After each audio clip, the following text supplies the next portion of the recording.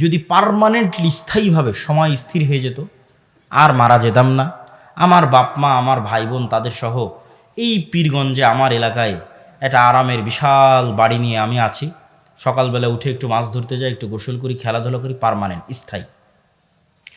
এখন আমিও মারা গেলাম, আমার বাপ মাও মারা গেল, সবাই মারা গেল, এদের সাথে আর জীবনে দেখাই হলো না। এই জীবনের কোনো মানে আছে? এই জীবনের কোনো মানে নেই। আপনি যদি জান্নাতে যান, আপনার ফুল ফ্যামিলি যদি জান্নাতে যায়, তখনই একমাত্র এই সুযোগ সুবিধাটা আপনি ইউজ করতে পারবেন। যে আমরা সবাই জান্নাতে, চলো মন চাচ্ছে পীরগঞ্জে ঘুরে যাই, একটু আখিরা নদীতে একটু গোসল করে আসি, একটু গল্প করে আসি, পার্মানেন্টলি স্থায়ী। এটাই লাইফ। ওই লাইফকে বলা হয়েছে প্রকৃত জীবন। ওই প্রকৃত জীবনের জন্য আপনাকে কাজ করতে হবে দুনিয়াতে। তাহলে আপনার গায়বে ইয়াকিন লাগবে। এই প্রত্যেকটা জিনিসকে আপনি যতটা দৃশ্যমান দেখতে পাবেন, যতটা বিশ্বাস এটার উপর বাড়াতে পারবেন, তত আপনি সঠিক সিদ্ধান্ত নেবেন। পৃথিবী আপনার পায়ের নিচে, কেন মারা তো একদিন যেতেই হবে। আজ থেকে 100 বছর পরে 2100 সালে এখানে কেউ থাকবে না। আজ থেকে 100 বছর পূর্বে যারা ছিল তারা আজকে নাই। তাহলে মৃত্যু সুনিশ্চিত, অবধারিত।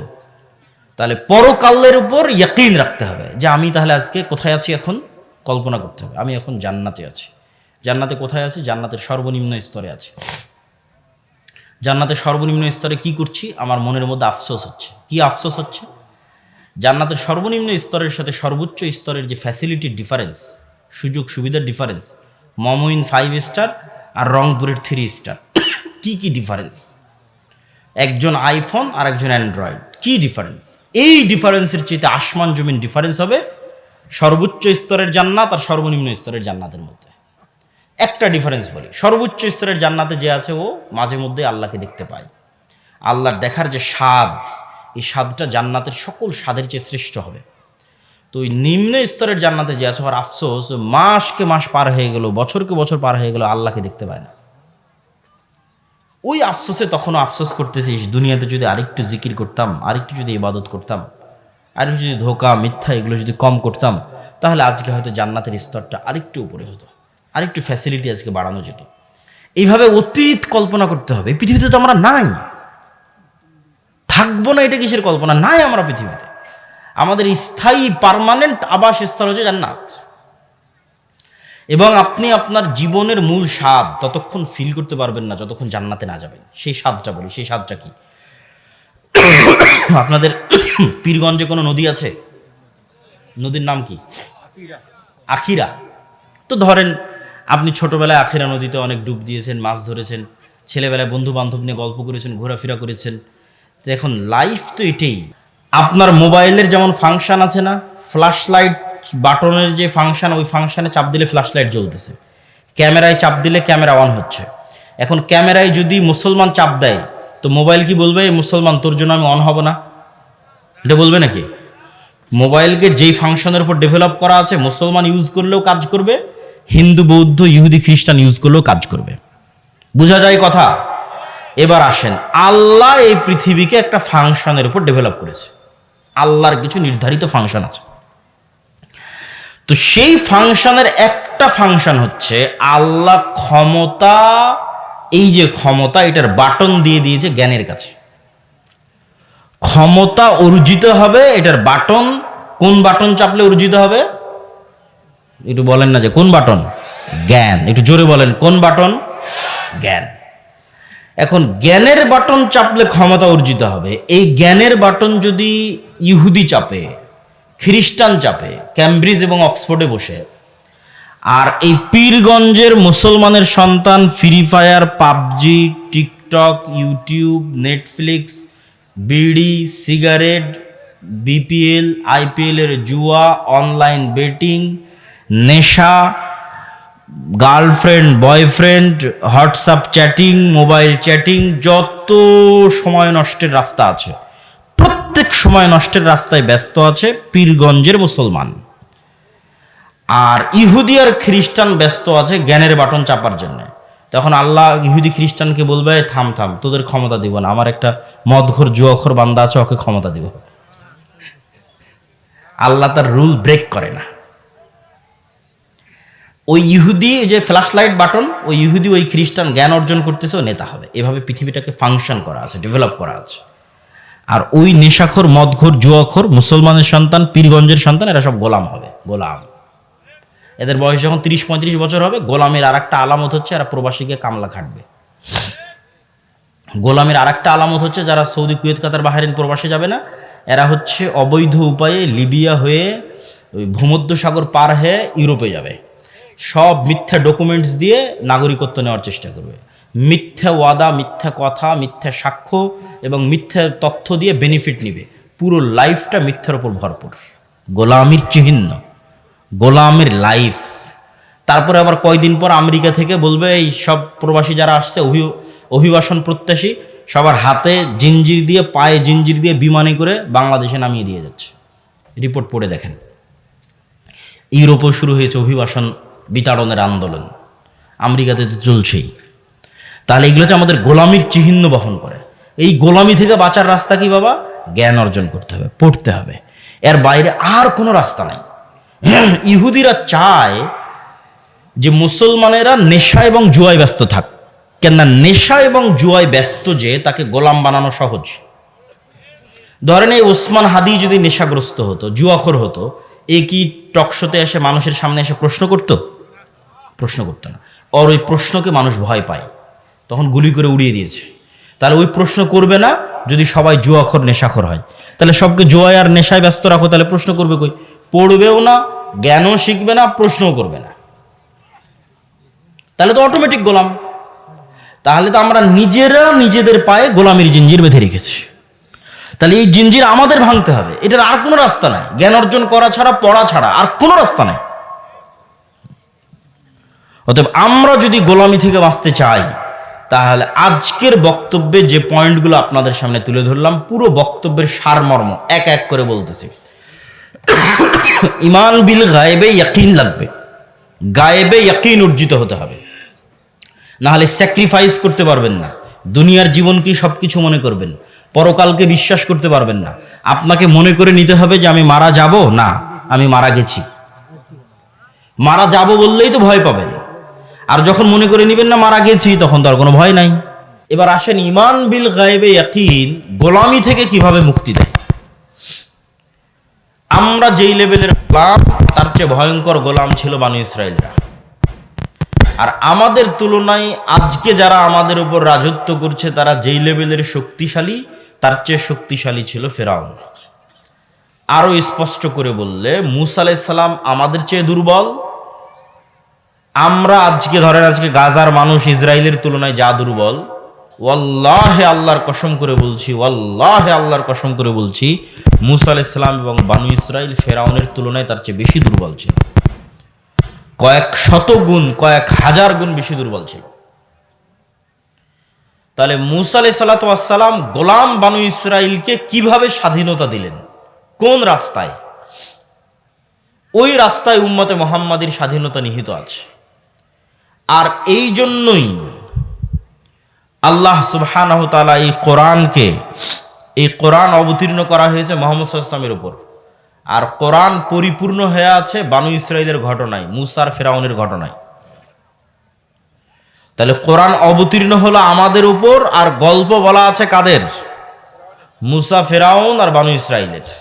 কেন? আমরাও একদিন বানু ইসরাইলের মতো গোলাম হব, এটা মুহাম্মদ সাল্লাল্লাহু আলাইহি ওয়াসাল্লাম জানতেন, আল্লাহ জানতেন। রাসূল সাল্লাল্লাহু আলাইহি ওয়াসাল্লাম হাদিসে বলে গেছেন যে আমার উম্মত বানু ইসরাইলের সাথে মিলে যাবে যেমন এক জুতার পাট আর এক জুতার পাটের সাথে মিলে যায়। তাহলে বানু ইসরাইল যেই লেভেলের গোলামিতে ছিল, উম্মতে মুহাম্মাদও কাছাকাছি ওই লেভেলের গোলামিতে যাবে। তাহলে এখন আমি তো বলেছি মুক্তির রাস্তা ইমান বিল গায়েবে ইয়াকিন। তো মুসা আলাইহিস সালাতু ওয়াস সালামকে মুক্তির দায়িত্ব দেওয়া হচ্ছে। তো মুসা আলাইহিস সালাতু ওয়াস সালামের গোলামি থেকে মুক্তির নেতৃত্ব দেওয়ার জন্য তার ইমান বিল গায়েবে ইয়াকিন লাগবে। আল্লাহ মুসা আলাইহিস সালামকে বললেন, মুসা তোমার হাতে কি? তো আমার হাতে লাঠি, ছাড়ো তো, ছাড়লে সাপ হয়ে গেল। আল্লাহ মুসা আলাইহিস সালামকে বললেন না যে আমি জান্নাত বা আসমান থেকে একটা স্পেশাল লাঠি এনেছি, এই স্পেশাল লাঠি তোমাকে গিফট হিসেবে দিচ্ছি, উপহার হিসেবে দিচ্ছি, হাদিয়া হিসেবে দিচ্ছি, এটা ছাড়লে সাপ হয়। যদি আল্লাহ জান্নাত এবং আসমান থেকে স্পেশাল লাঠি দিতেন, এটা সাপ হতেই পারে। কিন্তু যেই লাঠি মুসা আলাইহিস সালাম ব্যবহার করে আসতেছে, ধরেন আপনি এই মোবাইলটা আজ 5 বছর থেকে ব্যবহার করে আসতেছেন, আপনার নিজের ব্যবহার করা মোবাইল আপনার সামনে সাপ হয়ে যাচ্ছে। জাদুকররা যেই লাঠি এবং যেই দড়ি ছেড়েছিল সেগুলো সাপ হয়েছিল।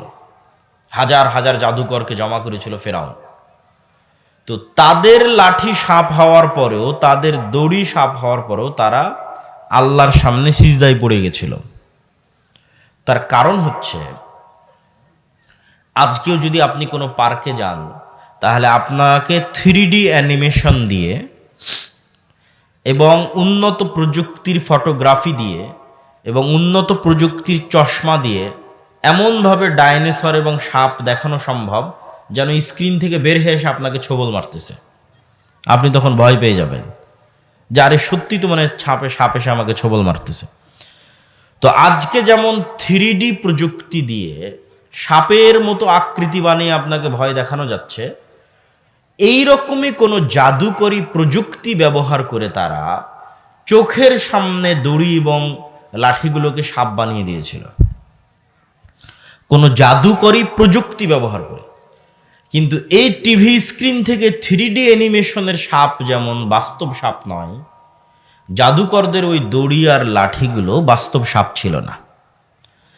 আর মুসা আলাইহিস সালামের লাঠিটা যখন সাপ হয়ে গেছে, তখন আপনাদের বাড়িতে, বিলে, পুকুরে, নদীতে আল্লাহর সৃষ্টি করা যে আস্ত জ্যান্ত সাপ আছে, ওই আস্ত জ্যান্ত সাপে রূপান্তরিত হয়ে গেছে, যেটা আজকের এই আধুনিক বিজ্ঞানও সম্ভব নয়।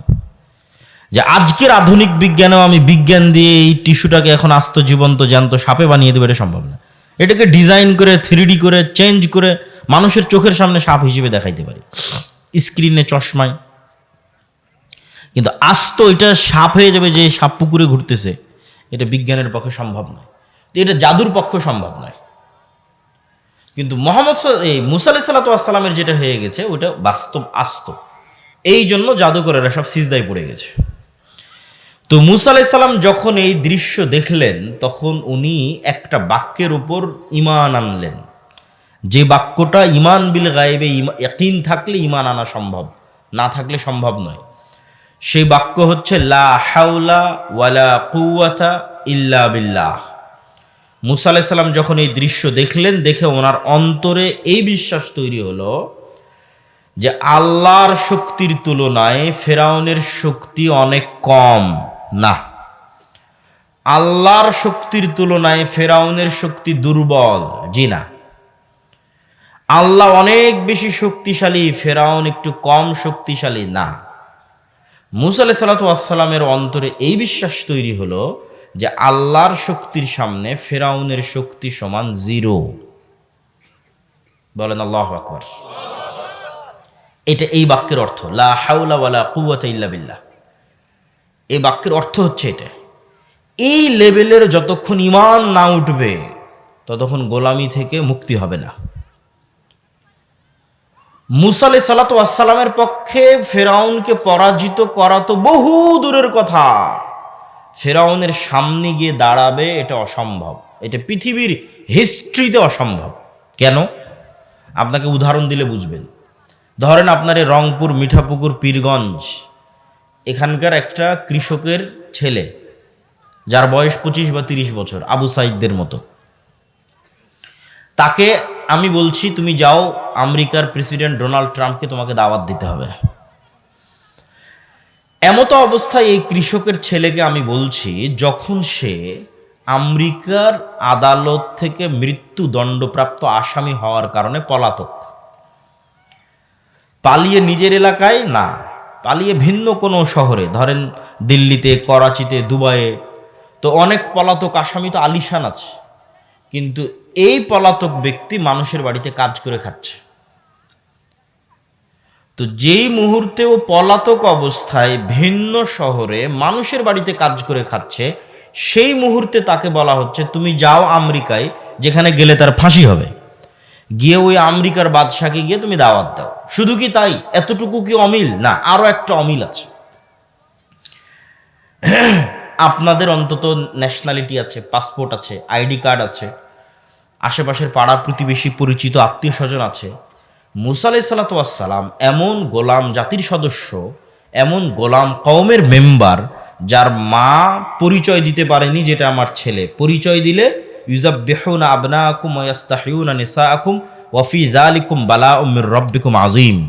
তাহলে আত্মীয় স্বজন পাড়া প্রতিবেশী বলে কিছু নাই, সাহায্যকারী বলে কিছু নাই, গোলামই গোলাম। এত নিকৃষ্ট গোলামি পৃথিবীর হিস্ট্রিতে আর হয়নি। তাহলে কেমনে মুসা আলাইহিস সালাতু ওয়াস সালাম সাহস করবে ফিরআউনের কাছে যেতে? মুসা আলাইহিস সালাম তো ফিরআউনের ভয়ে পালিয়েছে, বিজয় বহু পরে। দুনিয়ার কোন লজিকে এটা সম্ভব নয় যে মুসা আলাইহিস সালাতু ওয়াস সালাম ফিরআউনের দরবারে গিয়ে তাকে দাওয়াত দিবে। This is impossible. বিজয় বহু পরে।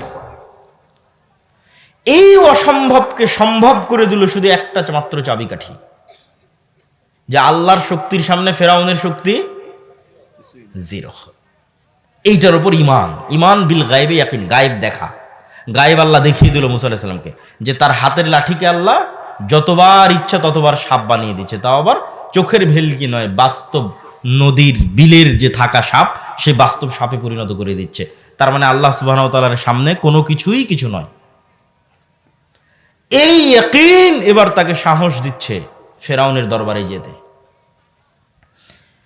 তাহলে গোলামি থেকে মুক্তি চাইলে ইমান বিল গায়েবে ইয়াকিন লাগবে, গায়েবে ইয়াকিন লাগবে। গায়েবে ইয়াকিন ছাড়া ইসলামের এবং মুসলমানদের বিজয় সম্ভব নয়। ধরেন আপনারা আমাকে পাশে, আপনাদের হয়তো ভবিষ্যৎ উনি এমপি হবেন, তিনি বসে আছেন, ধরেন আপনারা আমাকে নির্বাচিত করে বাংলাদেশের প্রধানমন্ত্রী বানিয়ে দিলেন। আজকে আমি বাংলাদেশের প্রধানমন্ত্রী হিসেবে মনে করলাম শতভাগ ইসলাম বাংলাদেশে কায়েম করে দেব। শতভাগ ইসলাম কায়েম করার ঘোষণা দেওয়া, আর পাশের দেশ বলেন আর ওই দূরের পাশ্চাত্য দেশ বলেন, সব অর্থনৈতিক অবরোধ দিয়ে দিবে। ডলার বন্ধ, বিজনেস বন্ধ, ঠিক আছে, ইলেকট্রিক সাপ্লাই বন্ধ, সব বন্ধ। তখন যে ফল ডাউনটা হবে অর্থনৈতিক, আপনি ধরেন এখন এসি ব্যবহার করছেন, ফ্রিজ ব্যবহার করছেন, ইলেকট্রিসিটি ব্যবহার করছেন, সব নাই, অন্ধকার যুগে চলে গেছেন। তাহলে এক সপ্তাহের মধ্যে আপনি বলবেন রাখো তোমার ইসলাম, এই ভাগাও আব্দুল্লাহকে, এর চেয়ে সেকুলারিজম ভালো।